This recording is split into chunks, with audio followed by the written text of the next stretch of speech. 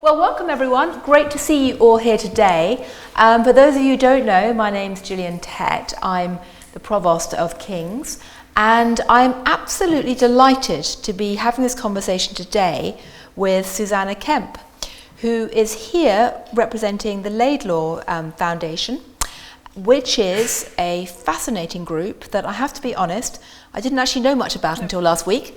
So, and I'm sure many people here in the room don't know much about. So we're going to talk about what you are and why you're here and how you have this vision for how students can engage with some of your programs, which is very exciting. And it's doubly exciting because not only is your backstory fascinating and your ambition fascinating, but I gather that the eLab is about to launching this week a great bit of news, which is an opportunity for 25 undergraduates to apply for funding and scholarships to do a couple of summer programs. That's been going on for a few years, as I understand it, but it's the first time we brought it into King's, and it's now being administered by the eLab, which is fantastic news. So we're going to talk about that, and if any of you in the audience or online are watching this and are interested, bear in mind that news about how to apply for this funding is going to go up, I believe, later on today or tomorrow, if it's not up already. So I hope that's got all your attention. Nothing like money to get people's attention or a chance for money. But perhaps I can start by asking you, Susanna, tell us a bit about yourself, because you were at Cambridge, weren't you? I was. Yes. Which college were you at? I was at Newnham. Oh, okay, right. Well, we'll forgive you. And what were you studying? So I did part 1 philosophy, part 2 English. Fantastic. And having done that, what did you then go off and do? Yes, I ended up entirely by accident working for a company called the Institute for International Research. I decided that I wanted to do marketing with no more thought than the fact that I quite like to write, and everybody told me that publishing, you ended up doing administration, not actually writing. So I thought, okay, marketing sounded quite creative, I might be able to write. I applied for every undergraduate or immediate graduate scheme that I could find in marketing. And I was offered a job by the Institute for International Research, which was a conference and training company, founded by now Lord Laidlaw, whose foundation I now run. But I joined as a marketing assistant, and then it was very entrepreneurial.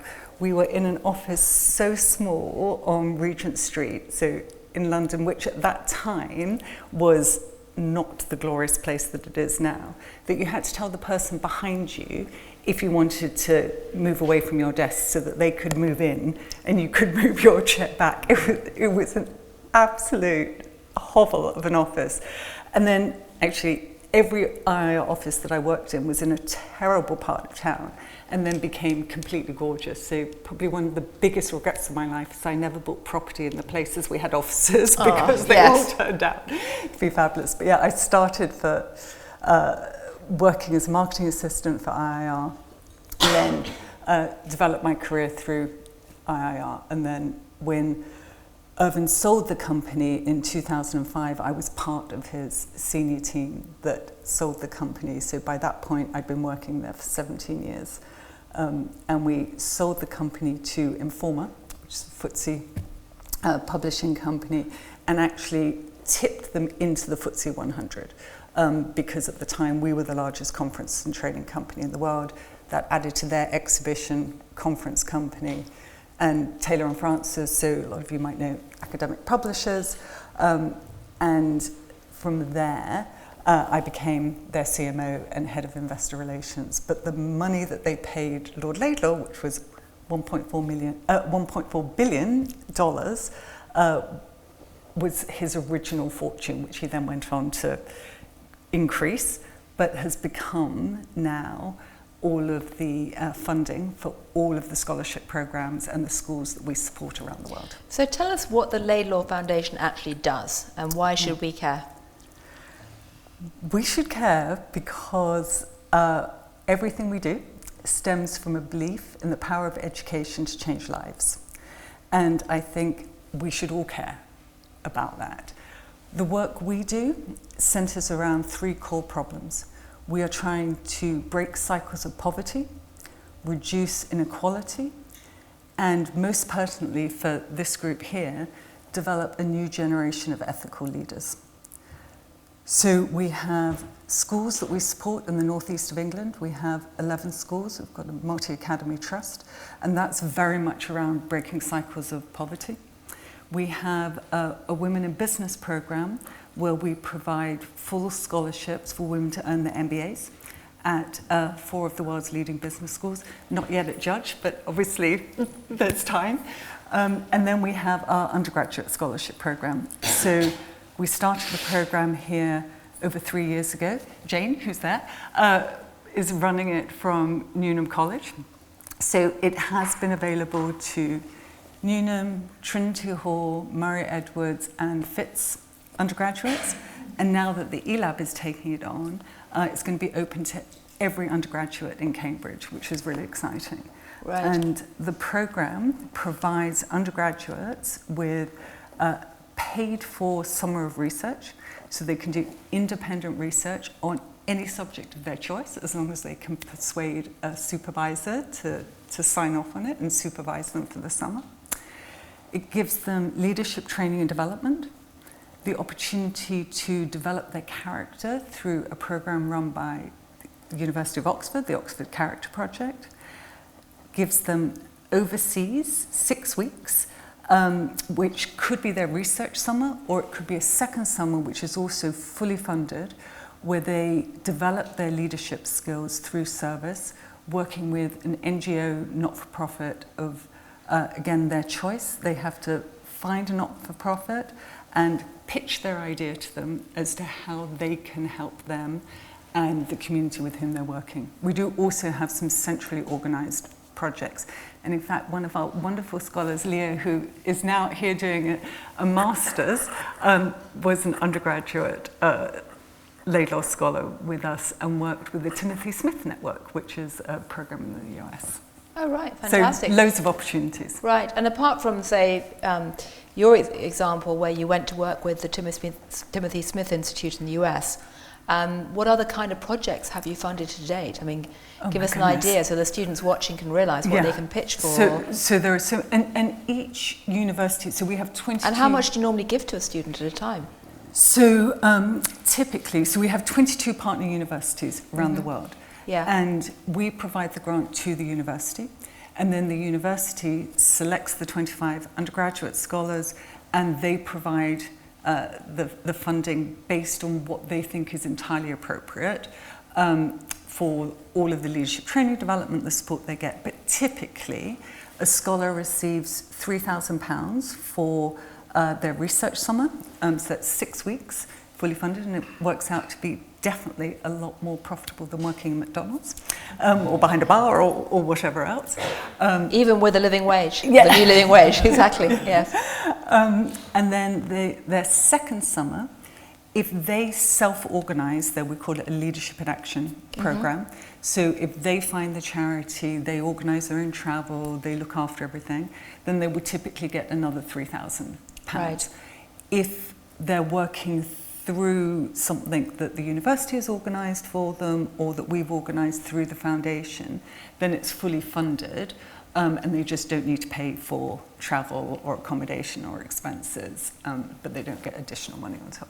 Right, right. Well, very generous. It sounds absolutely fascinating. So you're running these scholarship programs, you're doing other courses and events to try and really support both education and grow up the next generation of leaders. And we all know that the UK desperately needs better leadership, as do many parts of the world right now. I mean, that's very, very obvious.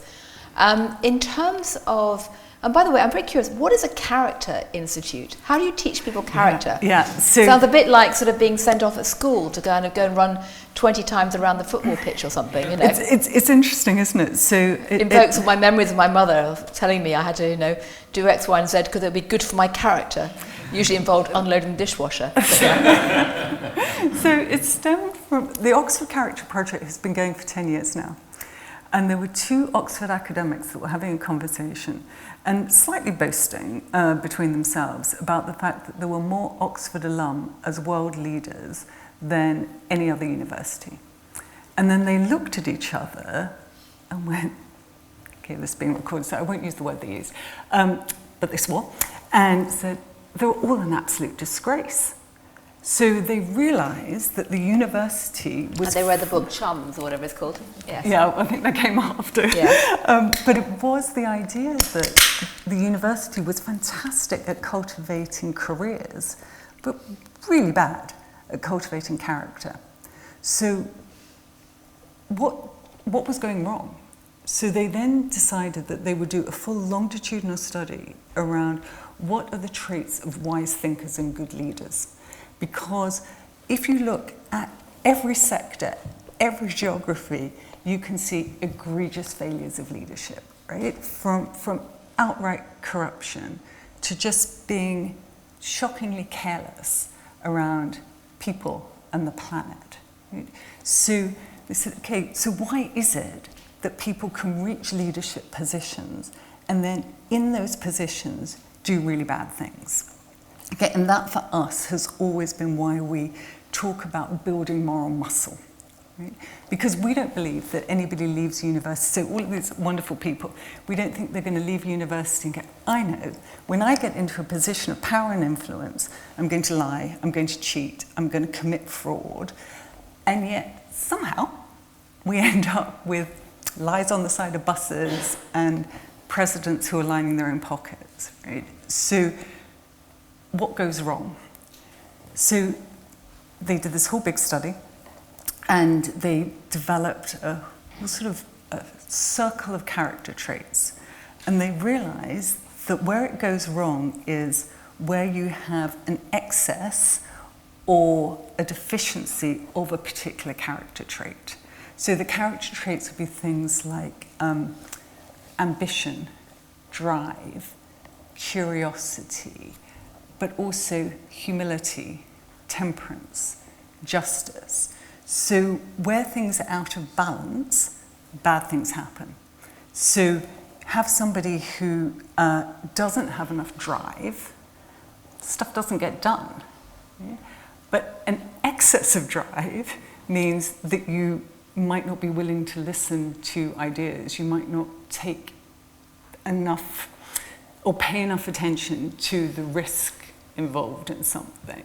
So equally, an excess of courage might mean that you don't see the pitfalls or you don't care about the impact on somebody else. So it's all about the excess and deficiencies and how do you keep those things in balance. Fascinating. So how do you actually teach that? Yeah. So you send them off on a kind of outward bound course and get them to no, wade absolutely. through the mud and that kind of thing. Because that's how people normally do character training, isn't it? Well, because I think that's a misperception of character, right? That's about resilience. And resilience is incredibly important. And resilience is one of the things that actually we're teaching our pupils in our schools because we realise that if you can teach maths, you can teach character. Right? So why are we waiting? I would love it if we weren't doing this program at universities, right? Because actually you'd sort of hope by the time people come to university that they didn't need additional support in humility or in what it means to be courageous. Okay? But they do, because it's all going hideously wrong. Right? So I mean, I think without being completely depressing, we do have a crisis of leadership in the world. I saw the latest Edelman survey, but trust has never been lower. So, and then you don't really have to look that far around to see all of these bad examples. So you teach it through habituation. So you practice what it means to have the brave or the courageous conversation. You practice what it means to show humility. So the way our program works is that our scholars take part in 6 different sessions, and in between they have an app where they can practice different habits, and they literally build moral muscle in the same way that you would build running muscle that allows you to run a marathon. Right, interesting. And have you found how many people have gone through that? I'm curious. So we now have about 500 scholars a year. And so our longest partner universities, St Andrews just celebrated 10 years with us. UCL celebrates 10 years this year. This year or last year? Leeds has done 10 years. UCL next year. So altogether, we have 2,500 graduates. Wow. Well, that's a rich pool to create future moral leaders, isn't it? That's what we're hoping. Do you think part of the problem about the lack of morality, and not even the lack of morality, but the lack of holistic awareness or understanding of the consequences of their actions on others, do you think that comes from the fact that education systems tend to be taught in silos and creates a lot of tunnel vision? Do you think that's part of the problem? Yes. I think we're not intentional about character development in the way that we are intentional about somebody passing their GCSE geography, right? And arguably, it would be a lot more helpful to teach people to be resilient and courageous and humble and just than teach them how to read a map when actually Google Maps works jolly well. Interesting. So in an AI era, we ought to be thinking about, as you say, character and qualities rather than simply technical skills. Because that's, almost never discussed. I mean, people might talk about the need to develop critical thinking alongside AI.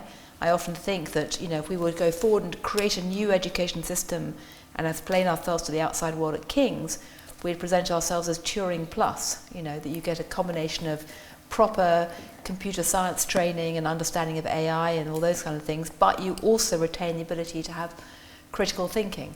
I'm curious about what your thoughts are on that. I think you need, in addition to that, of course you need critical thinkers, right? That absolutely, that is so important. But if you also don't know what your value system is, or your North Star, you end up with a Mark Zuckerberg who knowingly allowed advertisers to, I should say, for the record, he denies this, but certainly the book Careless People has a very, I think, compelling argument for the fact that they were knowingly promoting weight loss drugs to teenage girls on the basis of being able to identify those who were most anxious and most likely to be exploited. So they certainly knew about the Cambridge Analytica use of their data. So I think it's beyond critical that universities start thinking about how are we developing wise thinkers, good global citizens, not just people who can think critically but not necessarily well. So critically with the conscience, perhaps? Absolutely. Right. So that leads me to another... And values, I would say, Right. because a conscience that you ignore or Right. that you're able to persuade yourself that, well, I'm doing this for the greater good, Yeah. that doesn't really work.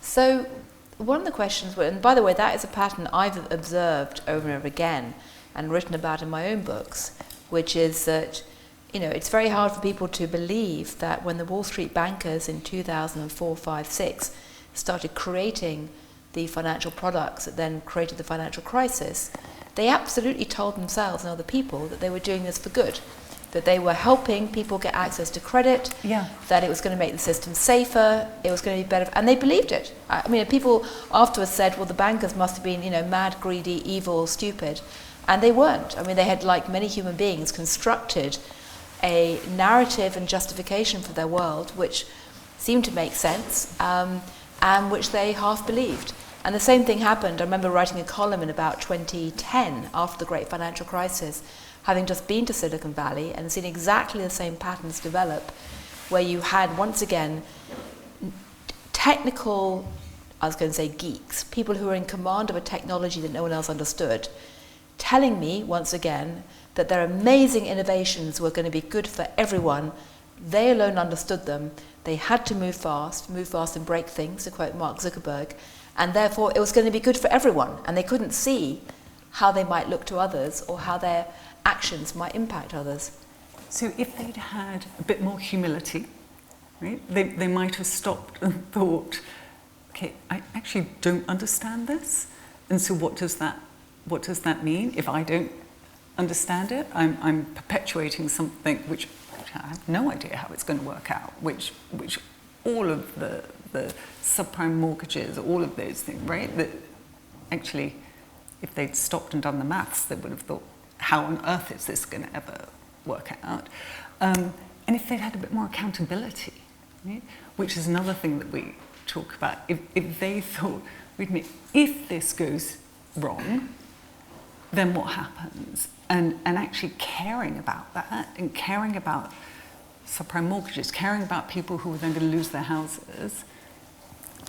So, yeah, I think character development would have been helpful. And I think it is that consciousness of it, because nobody thinks that they're a bad person. I don't know if you know, Sergey, who's the dean at LBS, he did a really interesting research paper around actually people who are strongly religious actually tend to more easily slide into unethical behavior, because their feeling is, but I'm a good person, I go to church, I donate to charity, or so because they're living in a comfort zone of being a good person, they can't quite get their head around the fact that actually what they're now doing is quite bad. Yeah. Well, I must say, one of the other things I've observed in my career as a journalist, because before I became provost, I was a journalist with the FT for 30 years, covering finance and business and government and lots of scandals. I used to read you religiously on the weekend. Oh, right. Well, I still write columns for the FT, but what I observed is that people almost never go from white to black overnight. They never wake up and suddenly think, I'm going to do something incredibly unethical immediately. Yep. What tends to happen is they start taking tiny risks or doing things, minor transgressions. And there's a wonderful book about the Challenger shuttle disaster that probably most of you are way too young to remember, where basically people came in afterwards and tried to analyse what had gone wrong with the shuttle Challenger disaster. And what they discovered was that it wasn't one single thing or one single mistake.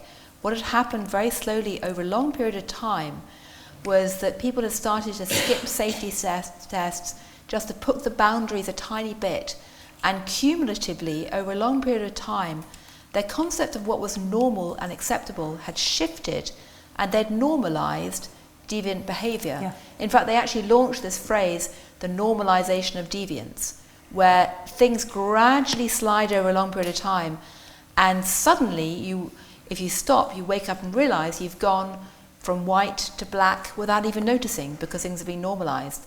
And that's, again, one of the problems about leadership, or rather character. And Daniel Efron, I think you've read his stuff on why good people do bad things. He talks about that as ethical slide. Nobody's intentionally making that step into, okay, I'm going to... So he talks about it with various scandals, but where records end up being completely falsified. But it starts with somebody going, oh, well, I know that invoice is going to come in next month, so I'll bank it now.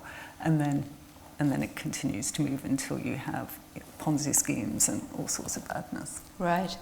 So in terms of education, I mean, if you had a magic wand, how would you like to change the way that this room is educated? Well, the exciting thing is, in some ways, we do have a magic wand. So well, it's called lots of money, so yeah, it has. That's a good wand. Well, in all seriousness, with our schools in the Northeast, because we're able to give additional funding beyond what the state will give, we have been able to do some things. Like every single one of our children has an iPad, so they have a one-to-one device, and that has been transformational. In terms of, we have a very high percentage of children for whom English is an additional language. So we actually have 55 languages spoken across our schools. And now with the iPads, we're able to have simultaneous translation. We have a very high percentage of children with additional learning needs, so special educational needs and disabilities. We have about 30% across the trust. But we can now have, for children with dyslexia, we have all sorts of text help tools. So in some ways, we are able to start doing those things. One of the biggest things that we've done, which I really wish the government would roll out, is we provide nursery school 30 hours for all 3 and 4-year-olds. So the government's programme is only for working parents. Okay, that's not helpful when we have 45% economic inactivity of the parents in our schools, and those children really need additional time and support because the parents are leading chaotic lives. They don't have the time to provide the reading and the counting and colours and all the things that maybe children from more privileged environments would have. So we've seen that literacy rates of our children who start nursery with 30 hours, we're now above national average in terms of reading, which we never had before. And I'm sure you know all the stats around the percentage of the prison population which is functionally illiterate. So it's 50% here in the US. It's over 80%, yeah. 60%. In some states, yeah, it's just horrendous, right? So starting education really young.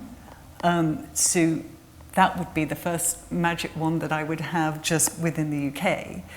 For universities, I would love it if universities thought about the value that they're providing to students' education way beyond what are the career outcomes.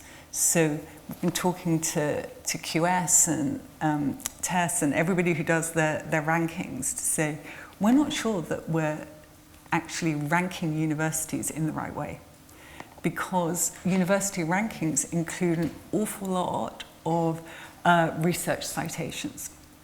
And for most of the students in the room, that's probably not terribly helpful.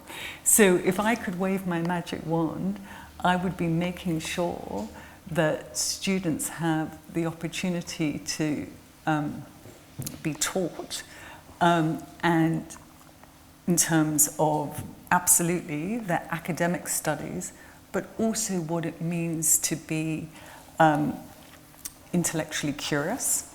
So your critical thinking obviously is a real part of that, but what are we doing to make sure that we have in all of the things that we think are important, that we are building absolutely the community civic values, intellectual values, which is your critical thinking and so on, but also moral values or virtues. Right. So I think there are probably, to say that better, there are 3 things. So it would be the intellectual virtues, which is the ability to think critically and well. I think there are community virtues.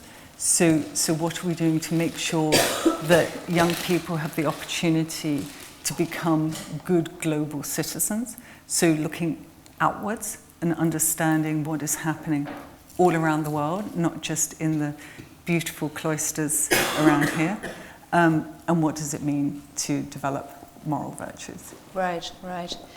Well, I'm going to turn to the audience for questions in just a second, but before we do, how do you see AI playing into all this? Because I asked that because we had will.i.am come last month, and he gave a talk in the chapel, and the reason he came was actually not to sing, I think much to people's disappointment, but to actually talk about education, because he's been appointed as a professor of practice at Arizona State University, where he's using Agento. He's officially now called Professor Adams, not will.i.am, and he's using agentic AI tools to try and develop personalized education specifically to serve underprivileged kids. And his vision that he's passionate about is that if you give people from excluded backgrounds, marginalized backgrounds, an agentic AI tutor in their pockets, they, like the wealthier kids who can maybe afford proper human tutors, they can then leapfrog or catch up, and if they have that personalized tutor in their pockets, they can go on through life trying to learn. And he would argue that that is a secret to try and break down elite gatekeepers around education. So I'm kind of curious what you think about that.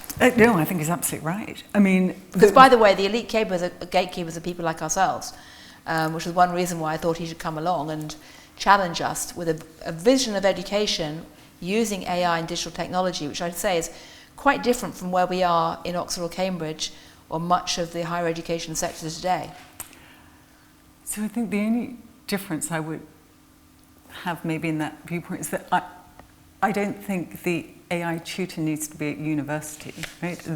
The thing that I want to get right is to have as many young people, in the example where we work, come in the northeast of England, coming to Cambridge, as in the southeast of England, right? So the A-level results in the northeast consistently lag, right? And there is clearly no difference in the inherent intellect of a child born in the northeast of England as in the southeast of England, right? So it's absolutely the education system in terms of being able to support young people who are less privileged.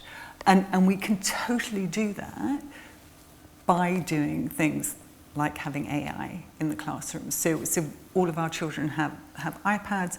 We have different, we call it pedtech, so because it's pedagogically led technology, but all sorts of different applications and tools.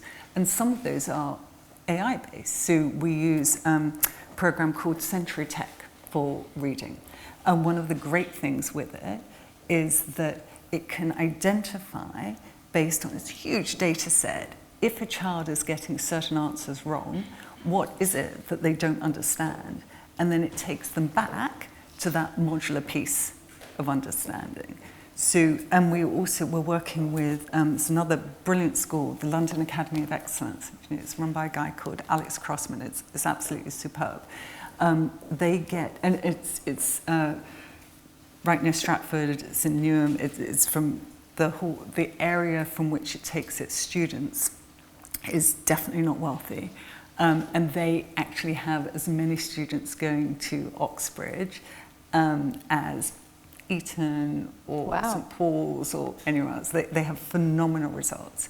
And Alex has been working on an AI tutor.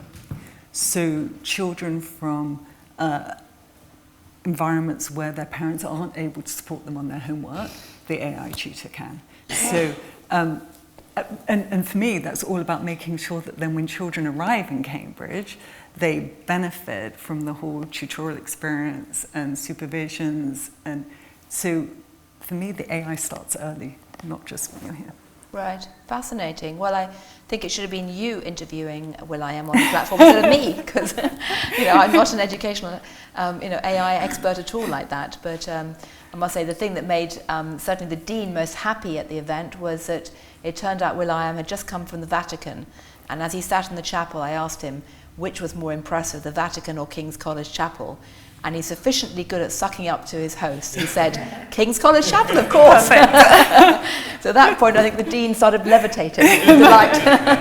But anyway, so any questions from the audience? I can see we've got one over there straight away. We've got a microphone floating around. Right. Thank you. I hope everyone can hear me. My question is by the way, I'd say it would be courteous but not compulsory just to briefly identify yourself. I always say this, so it's not directed at you. No, that's fair enough. Please keep it fairly short, that's all. And also the two best questions. Oh yeah, thank you. Get a book. Yeah, two best questions to get a book. Okay, the pressure is on. Yeah. My name is Leni. I'm an undergraduate first year here at King's and HSPS. And my question is related to 2 points that were mentioned.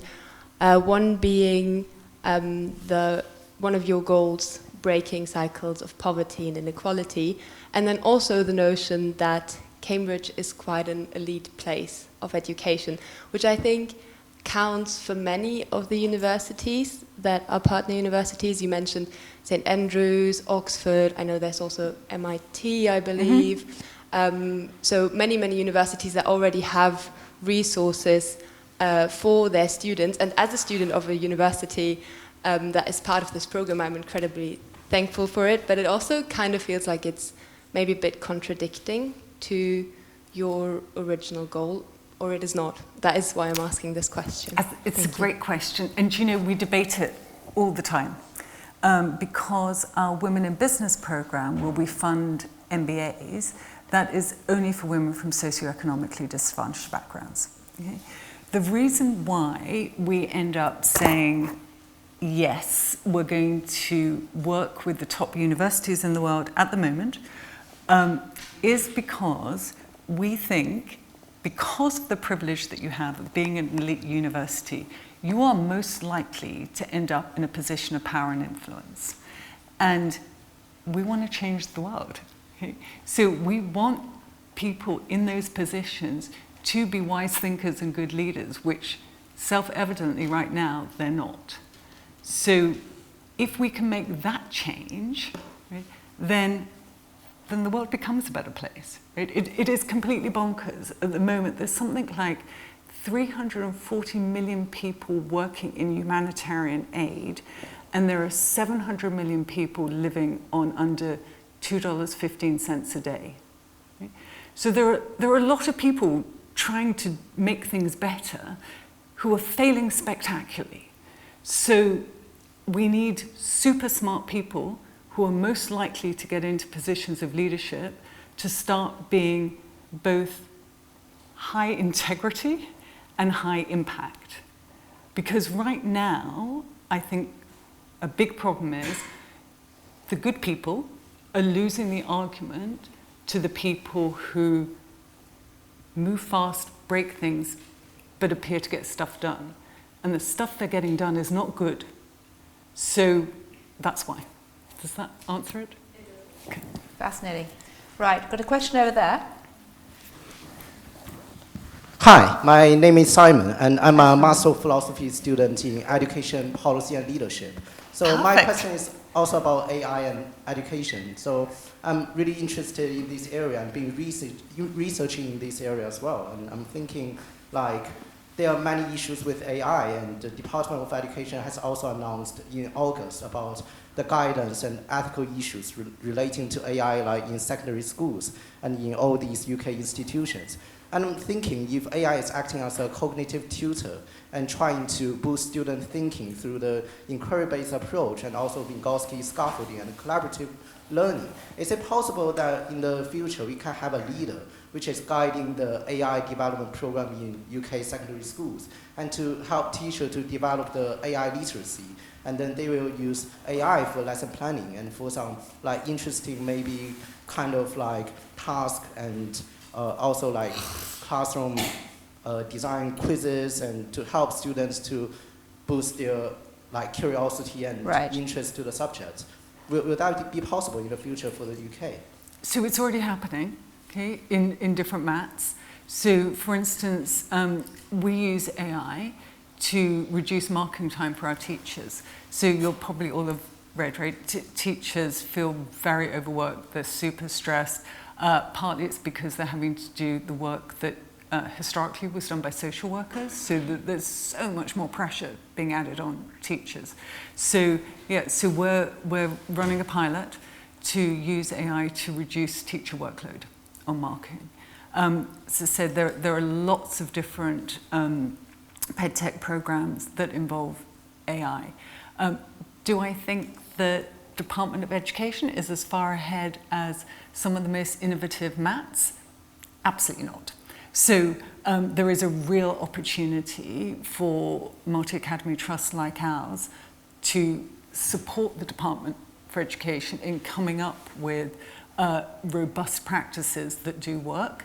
I would say that they're slightly risk averse, and that the problem with that, of course, is that whilst they are being inactive, other people are going to fill the gaps and move forward. And that potentially with AI is dangerous, right? Because it does need regulation, and it needs people who understand how often it hallucinates, and how so much of it is being programmed by a very homogeneous group of people who have one cultural view of the world, which is not so helpful.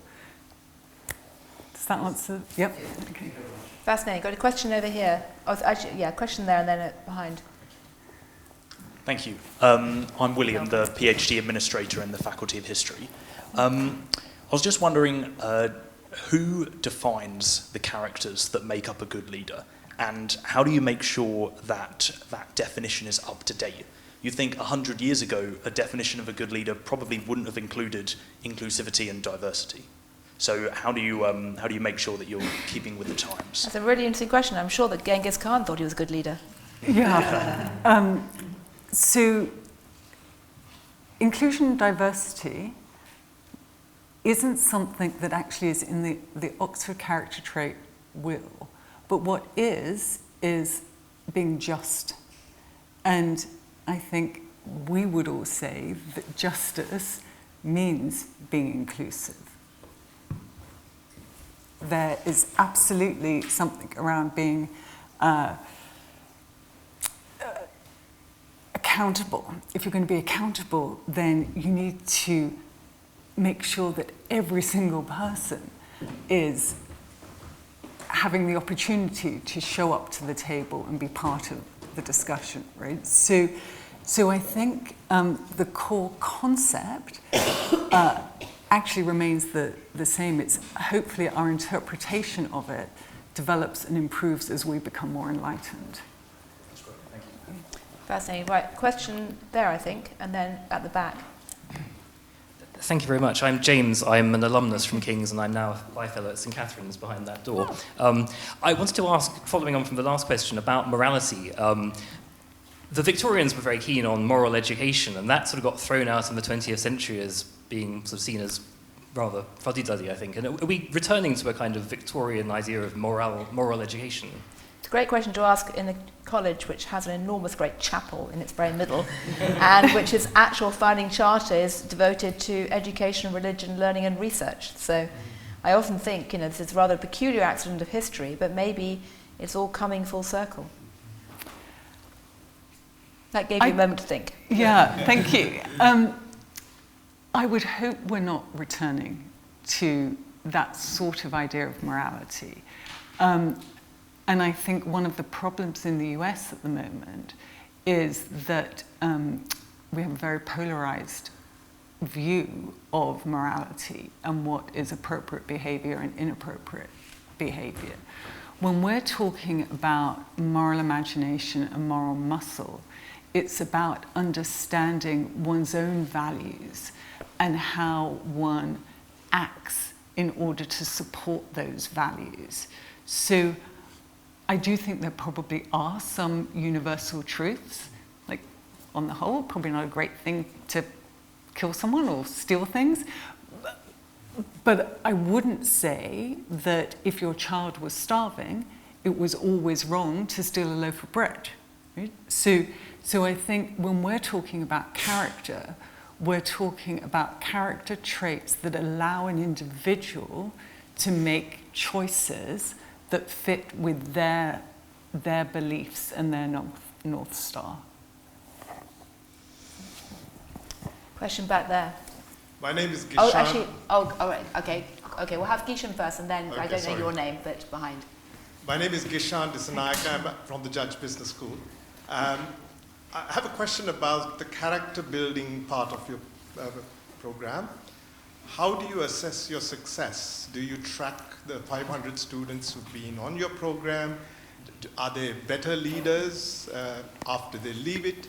And how do you control for the possibility that the program attracts people who care about values and responsibility in the first place. Yeah, do you have any sort of clever psychological studies to see what they do if they see a sort of £5 note on the floor or something? Yeah, so that it's so interesting you said that, because that is literally what we're going through now, is going, how do we measure the impact properly? Lord Laidlaw, who's our chair and sole founder, said, well, we could start with nobody going to jail. I was like, yeah, that's probably a good start, but I kind of like to set the bar a little bit higher than that. At the moment, we've been looking really at outputs quite early on. So we look at the end of the scholarship program, Scholars Write Reflections, and in it they talk about what they've learned and how they feel that they've grown. And then we actually we have a Laidlaw Scholars Network where all of the scholars' research and leadership and action reflections are published. So it's a treasure trove of information. So we actually used AI to scan all of the writing on there and pull out words and themes and ideas to see where from a scholar perspective, where did they seem to have grown the most. And so that's been our starting point. But now we have scholars who are reaching leadership positions, so that sort of the earliest scholars have now been in roles for 6-7 years. So that's what we now need to do. So we're actually working with somebody at LBS on a program to see if we can create a longitudinal study to measure that. But would love any ideas of how to do it really well. Thank you. My name is Julie Zhou. I'm the student of a Master of Studies of Entrepreneurship of Judge Business School, and I'm also a freelance contributor for Financial Times Chinese version of Financial Times. Julian, nice to see you. And Susanna, thank you for your inspiring sharing. May I ask some very pragmatic questions? How do you look at the new mayor of New York City? I just met the deputy mayor in Brazil, and I'm very happy to know they have some training program like this to training the young people and also to get them leadership, something like that. So I wonder, how do you look at the new elected mayor of New York? And also, how do you look at leadership for the political leaders like Donald Trump? And also, the political leaders in the UK, because for the Brexit, when I interview a lot of people, they always say we are lack of leader. So do you have any ideal figures in the history, really like set a benchmark for you to try to train the young people, young leaders can, for example, some people say Ronald Reagan or something, some persons like that. And also for the left or right, do you mind Let's keep it there. Okay, there's a lot of questions. A lot of questions in that question. So I was actually just in New York, which is really interesting. So and New York is ferociously expensive. I live in London, so I didn't really think I could be shocked by prices. I was so shocked at how expensive everything is in New York. So I absolutely understand why they've elected a mayor who says we need to do better, we need to make New York affordable again. So my hope is very much that he succeeds. I think one of the things that we're quite passionate about in our Laidlaw Scholarship Programme and the work that we do is making sure that, as well as teaching about character and purpose, which he clearly is fantastic at, is that we also teach capacities. Because it's not enough to have the dream and the vision and the charisma to tell that story. You actually also have to be able to make it all work. So that idea of being dynamic as well as decent, efficient as well as ethical. So that pairing is so important. So yeah, I very much hope he'll succeed. Right, question over there. And we're getting close to the time, but we'll probably take one, maybe two more questions.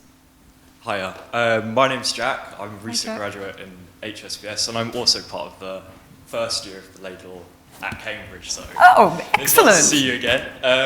That means you've actually had a grant already. Yeah, so I've completed it. So I was in the first cohort, so that was over 2 years. What was your so if anyone wants to run any psychological tests on me, what was your research on? Exactly, we can test your character. Yeah. Tell us what you actually did, because it'd be great for people to hear about. A real life Exhibit A.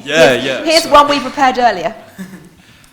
So I did my research in the first year, and I went abroad to Fiji, where I have family.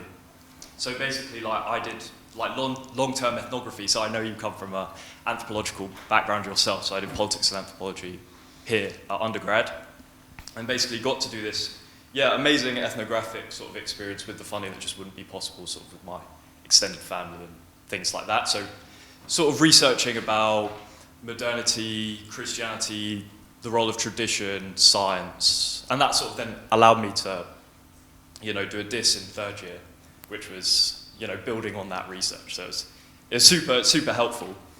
And then I volunteered, so I don't know if any of you have heard of Fintorn in Scotland. It was sort of this eco-community and spiritual sort of place. So I'm very, passionate about climate change. So I went up and volunteered with them, sort of help their senior leadership do visioning, and they were going through some institutional changes, basically. So that was your LIA in Scotland? Yeah, that's my LIA. Brilliant. So my question sort of is basically, you're both involved in these institutions which have this obvious element of education. With enterprise, obviously you have the constraints of sort of venture capital, and you're sort of touching on this sort of innovation mindset, habitus, break things, be really driven, don't take loads of risks. So I'm just sort of curious, from both of you, what tonic do these education institutions offer? Can they offer this sort of, useful, ethical, character building like you're suggesting for these people who want to be entrepreneurs within those constraints, and having that habitus of, I'm going to do this and I'm going to take loads of risks? What role do you see, I guess, King's, eLab, Laidlaw, all of these places playing, as we go forwards? Do you want to answer first, or shall I? You go for it. Okay, well, I'll say it's very simple. I've said this many times before. I think what is fascinating about the eLab is that it is trying to present a way to develop not just entrepreneurship, but primarily entrepreneurial thinking that I define as being far bigger than whether you go out and create a wildly successful startup or not, because the vast majority of entrepreneurs don't. It's about having the confidence and courage to challenge the status quo, to recognize that if you encounter a problem, you don't just have to sit there and whinge about it endlessly and blame other people. You can actually have some agency and try to solve it. And if you find a great solution, go out and scale it and sell it. It's about believing that life is not a zero-sum game, that just because one person's winning doesn't automatically mean that someone else is losing. That's part of the British disease right now.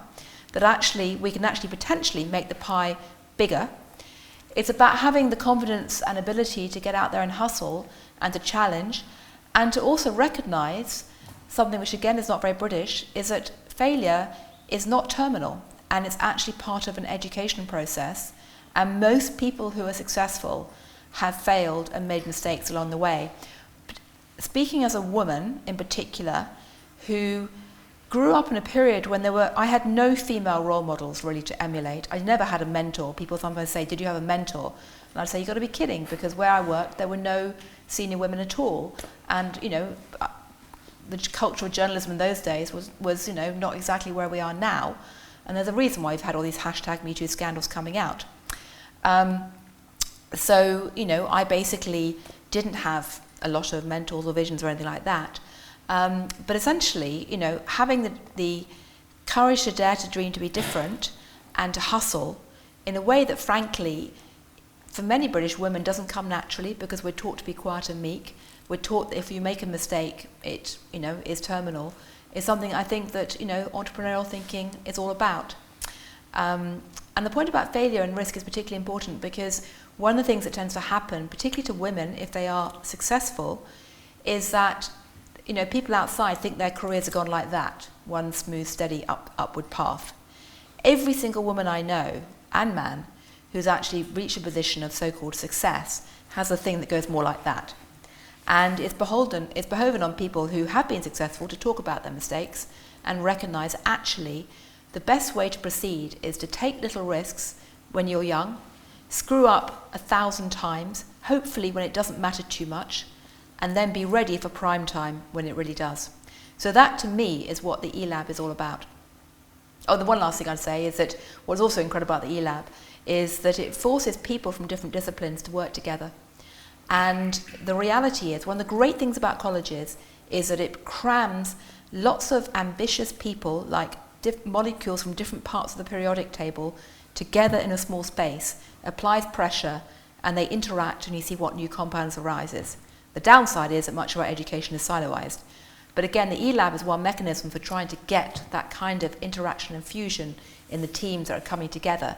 Because real life is all about recognizing that when you get into the great wide world, you have to work with people who aren't actually identikit versions of yourself. And that can be pretty shocking. So everything that Gillian said, plus Lord Laidlaw's first 2 businesses failed. It was only his 3rd business that was a success and has enabled all of the scholarships. So absolutely, it's about learning from what didn't go right. And I absolutely agree. I think it's a real danger of the whole education system that it's all about how many passes do you get, not what do you learn along the way. The Laidlaw Scholarship Programme, as you know, is all about interdisciplinary scholars coming together, meeting each other when they would never normally meet, meeting scholars from other places around the world. One of the things that I found most interesting talking once to one of our scholars from Columbia University, when he actually went to Fiji, and his biggest learning was that people from St Andrews University actually thought some of the things that he thought were just normal and funny were completely appalling and disrespectful. So we make assumptions even about people who seem to be quite like us, and if we do that, think about the incorrect assumptions we're making about people who've lived very different lives. So I think everything about the scholarship is how do we create people who want to solve the most wicked problems in the world, and that is an entrepreneurial mindset. But entrepreneurs don't have to just think about profit, right? Entrepreneurs who combine purpose and profit. There's no dislocation. We tend to think about it in that same sort of, the winning mindset, somebody needs to lose. We think about, okay, we're either for profit or for purpose. It's nonsense. We can be absolutely for both those things. Well, I hope that answers your question. Well, listen, I think we are out of time, sadly, unless anyone's got any other burning questions. As you've just heard, I am passionate about the eLab and about the idea of trying to foster entrepreneurial thinking, partly because I believe very strongly if we don't start doing that now, in some ways we have to be, if we're going to reboot Britain, we have to be a little bit less British, to put it crudely, and be willing to take risks, be willing to hustle, be willing to have ambition, and to be willing to recognise that life is not a zero-sum game. I'm also passionate about King's College, which I think is such an incredible place in so many ways. But what you've been talking about, the Laidlaw Foundation, sounds pretty similar in some ways and pretty inspiring too. So I think you put those 3 things together, you have a pretty dynamic trio. And it's been a fascinating conversation. Thank you so much for coming and giving us your thoughts. What you said about AI is certainly very challenging. But to my mind, what I really take away is what you said about character, because that's something that people don't often talk about in education at all. Having a chapel in the middle of the college is something that I think many people feel, yes, there's lovely music, but it's almost a bit embarrassing to have it there. What's it got to do with education today? But the reality is, as you say, that whether or not you have faith or no faith, the sense of having a purpose about what we're doing and the sense of trying to do something bigger with our studies and our work and our future is absolutely critical. And it's intriguing that so many of the questions were about character, because I think you've certainly touched a raw nerve there. So I think I have to choose the 2 books exactly, which is a horrible, horrible choice, but I'm going to say one to you. And why don't we do, I say one to you right at the back for daring to ask about Mum Dani. I think that's it. Who I had to say, since I'm the mother of 2 Gen Zers, is absolutely all the rage. So you're certainly doing the vibe. But anyway, thank you very much indeed. And there's going to be a reception afterwards for anyone who wants to come and join. And last but not least, you know where the website is. You've heard about how the programme works. You don't necessarily have to go to Fiji, but that's not exactly a hardship posting. But this is an extraordinary opportunity. So do go away and think about it, or tell other people who might be interested in it as well. Yeah. So thank you. Thank you.